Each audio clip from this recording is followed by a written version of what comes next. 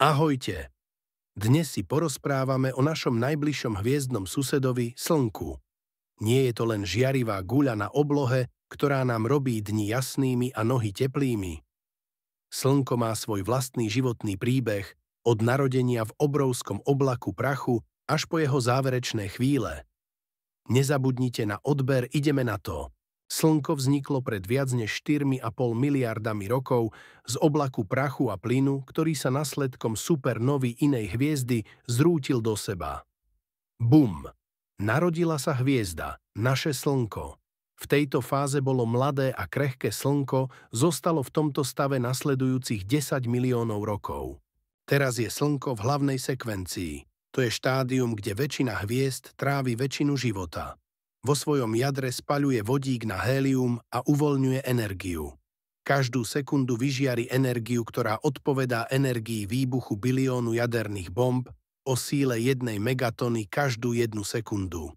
Jadro, kore poloha, úplný stred Slnka, teplota až 15 miliónov stupňov Celzia, tlak viac než 200 miliárd krát vyšší než atmosférický tlak na Zemi. Funkcia, tu prebieha jadrová fúzia, vodík sa spája na hélium, každú sekundu sa premieňa asi 600 miliónov tón vodíka.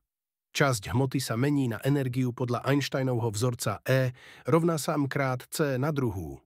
Druhý radiatívna zóna, radiatív zón teplota, 7 až 2 milióny stupňov Celzia rozsah, od jadra po približne 70% polomeru Slnka. Funkcia, energia sa tu šíri žiarením, radiáciou, fotóny neustále narážajú do častíc.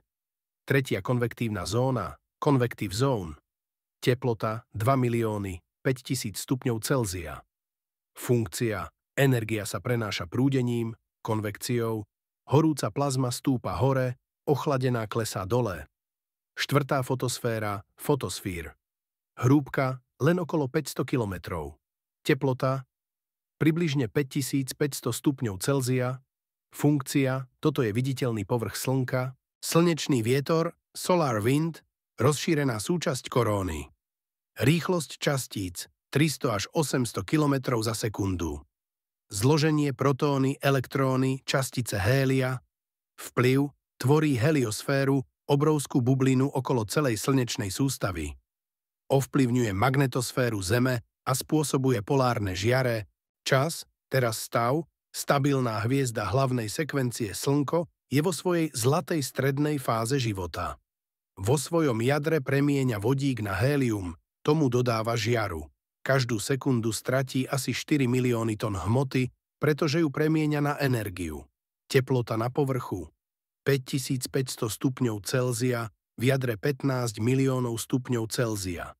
Plus 1 miliarda rokov, rok približne 1 miliarda 2025.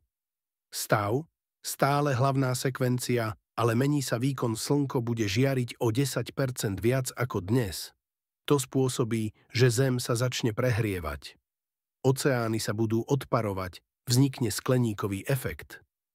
Priemerná teplota Zeme stúpne nad 100 stupňov Celzia, planéta sa stane neobývateľnou.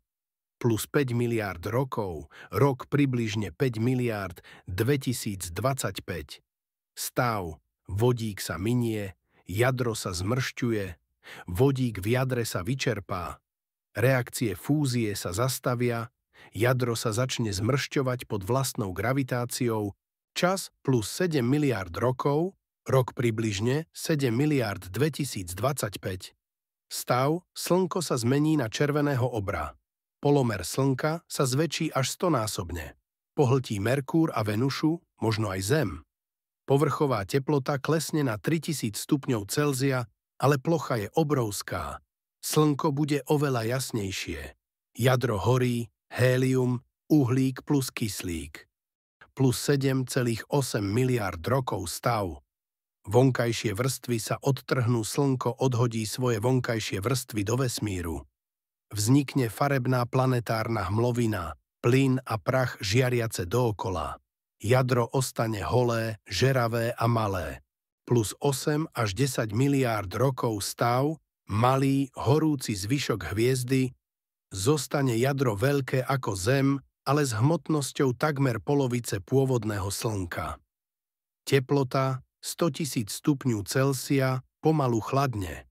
Prestane vytvárať energiu, ale ešte dlho žiari z tepla. Čas plus väčšie ako 10 miliárd rokov. Stav Slnko už nežiari. Po biliónoch rokov, nielen miliardách, sa biely trpaslík ochladí. Stane sa čiernym trpaslíkom, chladným, tmavým telesom, ktoré už nevyžaruje svetlo. Vesmír ho pohlcuje do ticha a chladu. Sme na konci.